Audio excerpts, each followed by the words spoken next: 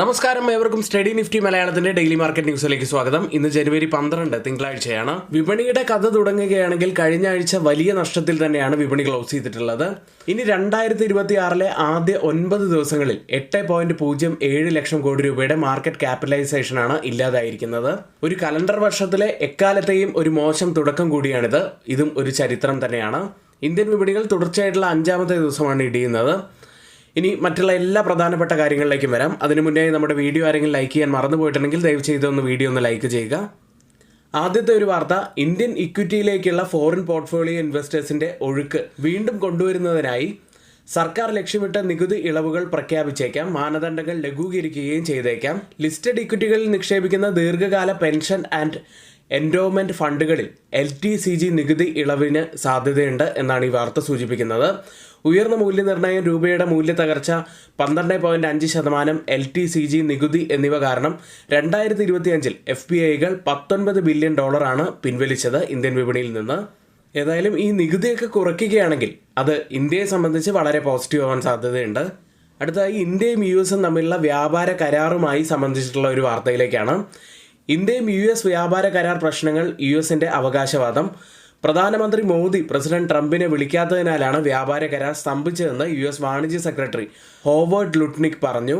2025 August മാസത്തിലാണ് Indian ഉൽപ്പന്നങ്ങൾക്ക് തീരുവ US ഇരട്ടിയാക്കി 50% ഉയർത്തിയത്. ഇന്ത്യ റഷ്യയിൽ നിന്ന് എണ്ണ വാങ്ങുന്നതുമായി ബന്ധപ്പെട്ട 25% പ്രതികാര തീരുവ കൂടി ഇതിൽ ഉൾപ്പെടുന്നു. ഇനിയിപ്പോൾ ട്രംപിന്റെ സമ്മർദ്ദം കൂടി നിലനിൽക്കുന്നത് കഴിഞ്ഞ ദിവസം നമ്മൾ നൽകിയൊരു വാർത്തയായിരുന്നു. ഇന്ത്യ റഷ്യയിൽ നിന്നും എണ്ണ ഇറക്കുമതി കുറച്ചില്ലെങ്കിൽ താരിഫ് ഏകദേശം 500% ആക്കും എന്ന് ട്രംപ് ഭീഷണിപ്പെടുത്തിയിരുന്നു. ഇന്ത്യയും US തമ്മിലുള്ള വ്യാപാര കരാർ അനിശ്ചിതമായി നീളുന്നു എന്ന് തന്നെയാണ് ഈ വാർത്ത സൂചിപ്പിക്കുന്നത്. മറ്റൊരു ഹൈലൈറ്റ് ആയിട്ടുള്ള വാർത്ത കൂടി ഈ വീക്കെൻഡിൽ വന്നത് സെബിയും NSE IPOയുമായി ബന്ധപ്പെട്ടതാണ്.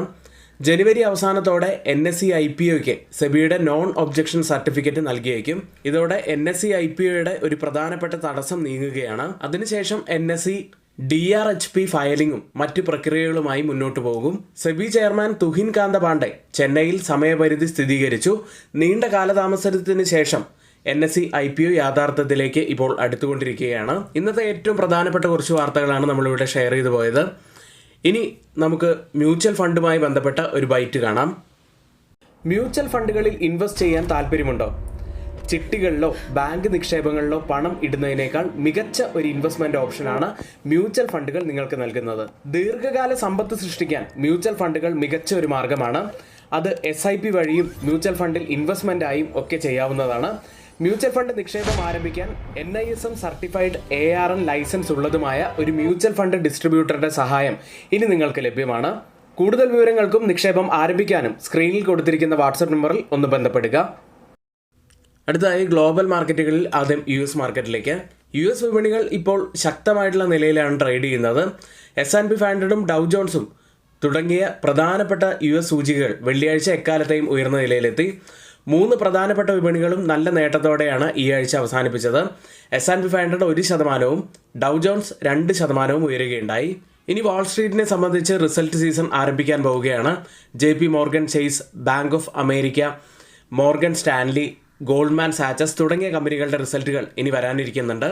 ഇനി USന്റെ ഇൻഫ്ലേഷൻ ഡാറ്റ പുറത്തു വരുന്നത് ചൊവ്വാഴ്ചയാണ്. മറ്റൊരു ഇമ്പോർട്ടൻ്റ് ആയിട്ടുള്ള വാർത്ത കൂടി ഇന്ന് US വിപണിയിൽ നിന്ന് വരുന്നത്, ഫെഡറൽ റിസർവ് ചെയർമാൻ ജെറോം പവലിനെതിരെ ഫെഡറൽ പ്രോസിക്യൂഷൻ ക്രിമിനൽ അന്വേഷണം ആരംഭിച്ചതായി അദ്ദേഹം സ്ഥിരീകരിക്കുകയുണ്ടായി. ഏതായാലും ഈ ഒരു വാർത്ത US വിപണികളെ സംബന്ധിച്ച് ആശങ്കപ്പെടുത്തുന്ന ഒരു വാർത്ത തന്നെയാണ്. കൂടാതെ ഇന്ന് ഓപ്പണിംഗിൽ ഫ്ലാറ്റ് ആയിരുന്ന US വിപണികൾ ഇപ്പോൾ ഡൗ ജോൺസ് ഫ്യൂച്ചേഴ്സ് ഏകദേശം 150 പോയിന്റ്സിന്റെ ഇടിവിലാണ് ഇപ്പോൾ ട്രേഡ് ചെയ്യുന്നത്. ഇനിയിപ്പോൾ ഓപ്പൺ ചെയ്തിരിക്കുന്ന ഏഷ്യൻ വിപണികളിലേക്ക് ജപ്പാൻ മാർക്കറ്റ് നിക്കി 1.5% നേട്ടത്തിൽ ട്രേഡ് ചെയ്യുന്നു.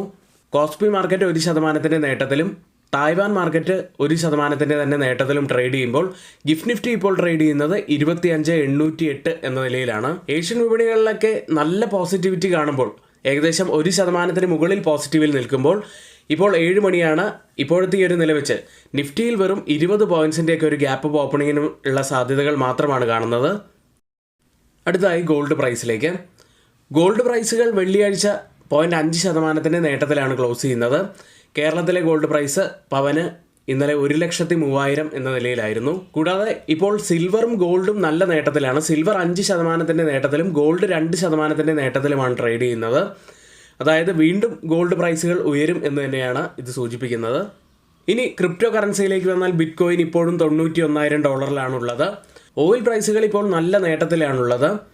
ബ്രന്റ് ഫ്യൂച്ചേഴ്സ് വെള്ളിയാഴ്ച ഏകദേശം 2% മുകളിൽ നേട്ടത്തിൽ ക്ലോസ് ചെയ്തപ്പോൾ WTI ഫ്യൂച്ചേഴ്സ് 2.5% നേട്ടത്തിലുമാണ് ക്ലോസ് ചെയ്യുന്നത്. ഇന്നത്തെ ഹൈലൈറ്റ് ആയിട്ടുള്ള കുറച്ച് വാർത്തകളാണ് നമ്മളിവിടെ ഷെയർ ചെയ്തിട്ടുള്ളത്.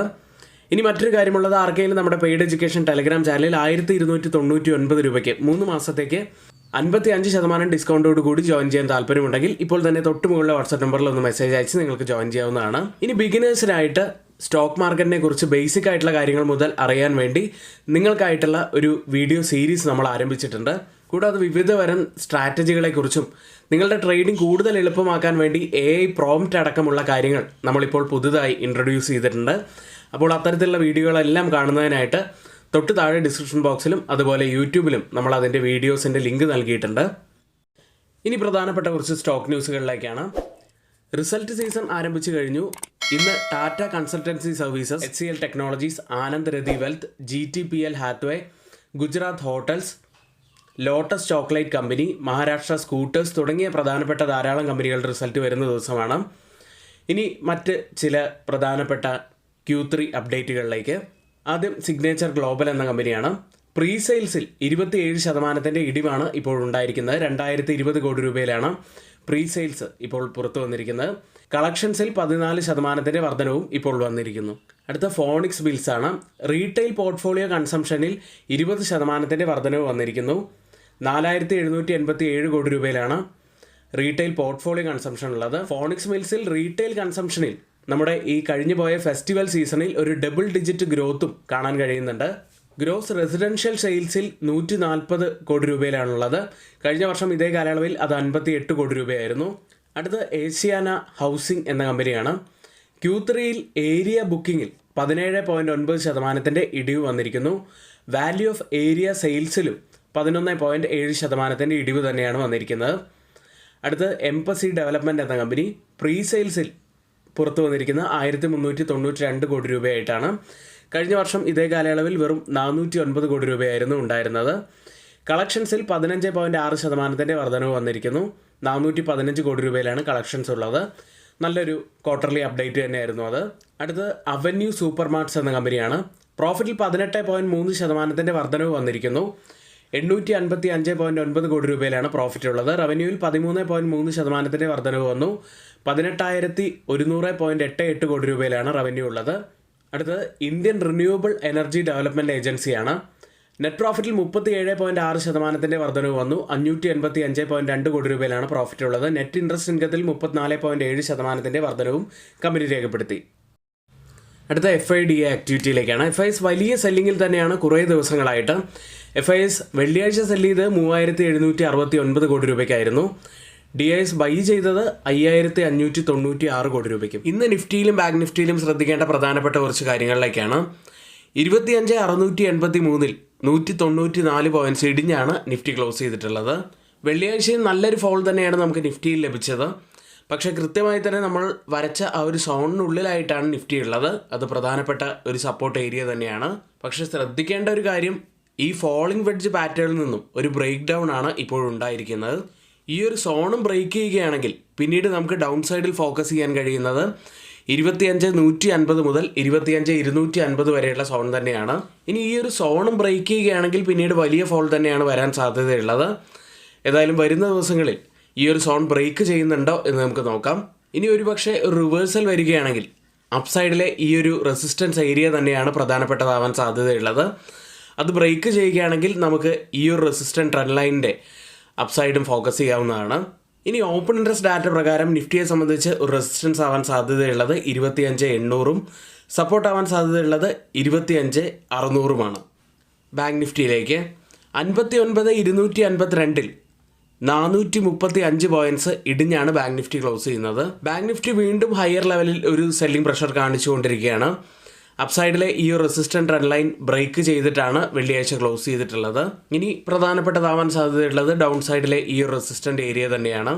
ഇനി ഒരുപക്ഷെ റിവേഴ്സൽ വരികയാണെങ്കിൽ അപ്സൈഡിൽ ഒരുപാട് തവണ സപ്പോർട്ട് എടുത്തിട്ടുള്ള ഈ ഒരു സോൺ നമ്മൾ പ്രത്യേകം അപ്സൈഡിൽ ശ്രദ്ധിക്കേണ്ടതാണ്. ഇനി ബാങ്ക് നിഫ്റ്റിയെ സംബന്ധിച്ച് ഒരു റെസിസ്റ്റൻസ് ആവാൻ സാധ്യതയുള്ളത് 59,500ഉം സപ്പോർട്ട് ആവാൻ സാധ്യതയുള്ളത് 59,000ഉമാണ്. നിഫ്റ്റിയെ ബാങ്ക് നിഫ്റ്റിയെ സംബന്ധിച്ചിട്ടുള്ള ഏറ്റവും പ്രധാനപ്പെട്ട കുറച്ച് കാര്യങ്ങളാണ് നമ്മളിവിടെ ഷെയർ ചെയ്തിരിക്കുന്നത്. ഇനി ആർക്കെങ്കിലും പുതിയൊരു ഡിമാറ്റ് അക്കൗണ്ട് ഓപ്പൺ ചെയ്യണമെന്നുണ്ടെങ്കിൽ ലിങ്ക് നമ്മൾ ഡിസ്ക്രിപ്ഷൻ ബോക്സിലാണ് നൽകിയിരിക്കുന്നത്. ഇന്നിവിടെ നമ്മൾ പറഞ്ഞ എല്ലാ കാര്യങ്ങളും ഏറ്റവും ഓതറൈസ്ഡ് ആയിട്ടുള്ള സൈറ്റുകളായ money control, mint, Reuters, NBC, financial express തുടങ്ങിയ മാധ്യമങ്ങളിൽ നിന്നാണ് എടുത്തിരിക്കുന്നത്. മറ്റുള്ളവയെല്ലാം നമ്മുടെ വ്യൂസ് മാത്രമാണ്, ഒരിക്കലും റെക്കമെൻഡേഷൻ അല്ല, നിങ്ങളുടെ എഡ്യൂക്കേഷൻ പർപ്പസിന് വേണ്ടി മാത്രമാണ് ഷെയർ ചെയ്യുന്നത്. എങ്കിൽ ഇന്നത്തെ ഈ വീഡിയോ ഇവിടെ പൂർത്തിയാവുന്നു. ഏവർക്കും നന്ദി.